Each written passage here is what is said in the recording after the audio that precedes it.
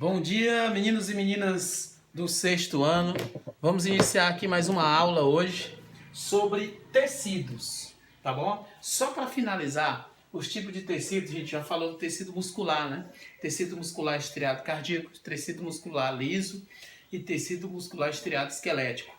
Aí nós temos mais o tecido epitelial, nós temos o tecido conjuntivo e temos o tecido nervoso para finalizar. Então, muita atenção.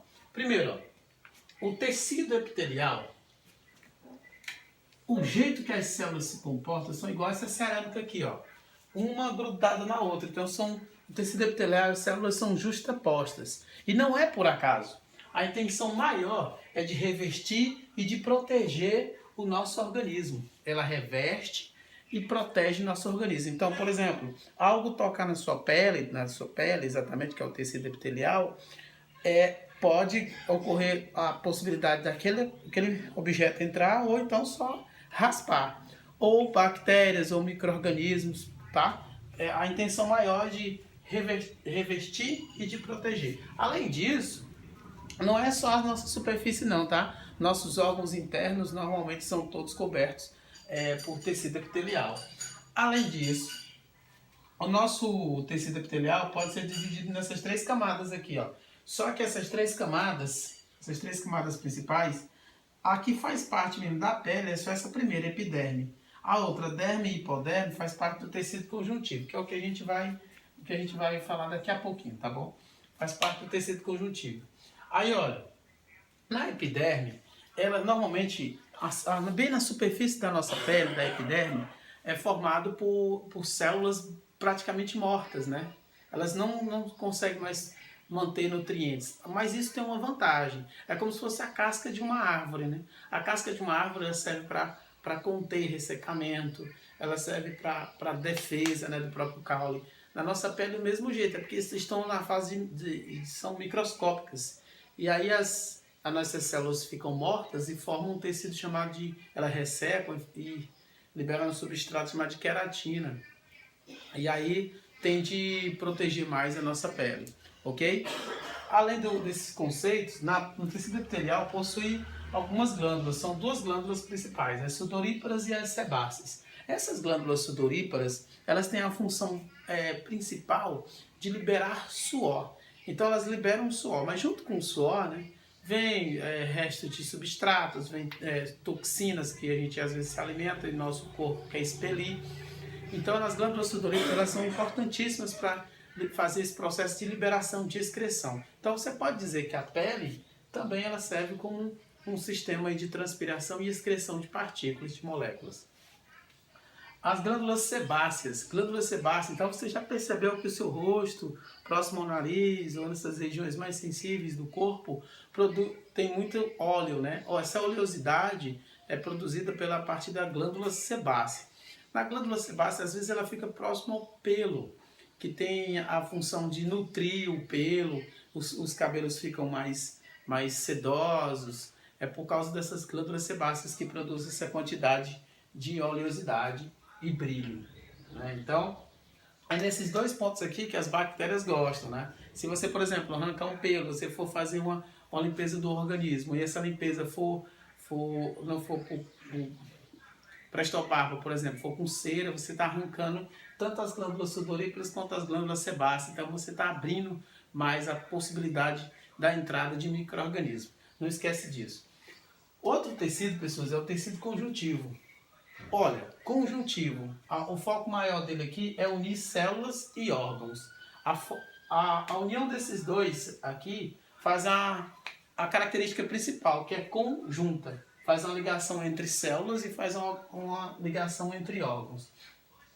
Ele não há contato muito próximo entre as células. Então as células são mais distanciadas, mas elas têm matriz intracelular. Mas possui elementos aqui que mantenham a estrutura interna das células.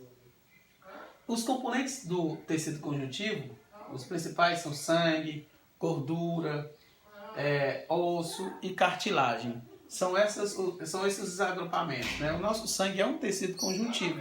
Se você pensar bem, ele pode unificar os dois elementos, os órgãos. O tecido sanguíneo, o tecido o tecido sanguíneo, pode passar pelos tecidos ósseos. Então, se você pensar, a gordura também é um tecido conjuntivo, que ele serve para acumular energia, ele serve para ficar entre os órgãos e causar redução de impactos. Por exemplo, a pessoa que é muito magra e ela sofreu um dano, ela cair de algum local, ela tem risco de quebrar, de romper algum osso mais fácil do que se fosse uma pessoa que tivesse uma concentração de gordura superior a ela, por causa da redução do impacto, né? Eu lembro uma vez, né, deixa eu ver se dá tempo, eu lembro uma vez que eu estava em uma trilha e uma pessoa, uma mulher, ela caiu da trilha, ela saiu tombando, né, não vou falar os locais para não afetar os locais, mas ela caiu tombando, caiu embaixo lá na trilha e percebeu que a mulher não é uma pessoa magra, ela tinha uma quantidade de gordura no corpo, não exagerada, mas que conseguiu manter a estabilidade dos ossos e ela não rompeu nenhum osso, né? Ela caiu mais ou menos assim, rodando uma base de uns 20 a 30 metros, bolando. E cartilagem, né, pessoas? As cartilagens, elas fazem parte das ligações entre órgãos. Então, por exemplo, nossa orelha é uma cartilagem, nosso nariz é uma cartilagem.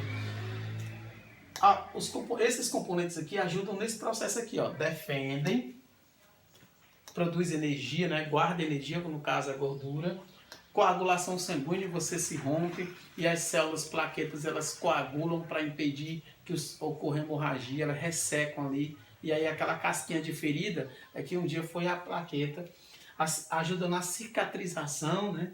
Para fechar o tecido e o transporte de nutrientes. O transporte de nutrientes que eu estou falando está relacionado tanto com o seu ar aí que você está respirando agora, os gases, quanto as proteínas, vitaminas, água e sais minerais. Ajudam nesse processo. O último é o sistema nervoso. O sistema nervoso, pessoas, a célula principal é o neurônio. Aí, olha, cuidado. Os neurônios, eles têm essas 3 divisões aqui, ó, principais. Primeiro, axônio. Esse axônio, gente, é esse corpinho aqui, ó. E essas terminações aqui ainda são terminações do axônio, ok? Aqui, pessoas, essas pontinhas aqui são chamadas de dendritos. Os dendritos, ok? É onde recebem as informações e aqui ele conduz as informações no axônio. Sempre nesse sentido, nunca é daqui para cá. É sempre daqui, vindo para cá, tá bom? E essa parte branquinha aqui é o corpo celular. Então, olha, é no axônio e nos dendritos, aqui no axônio, que tem a sinapse. O que é sinapse? É onde um axônio se junta com o outro dendrito do outro neurônio. Então, por exemplo, aqui era para ter outro neurônio, e aí vai se conectando um neurônio com o outro, só que eles não se tocam. Existe uma fenda entre eles, assim, um espaço. O nome desse espaço é chamado de sinapse, tá bom? O nome desse espaço, o espaço é chamado de sinapse, lembre-se, os neurônios nunca se tocam.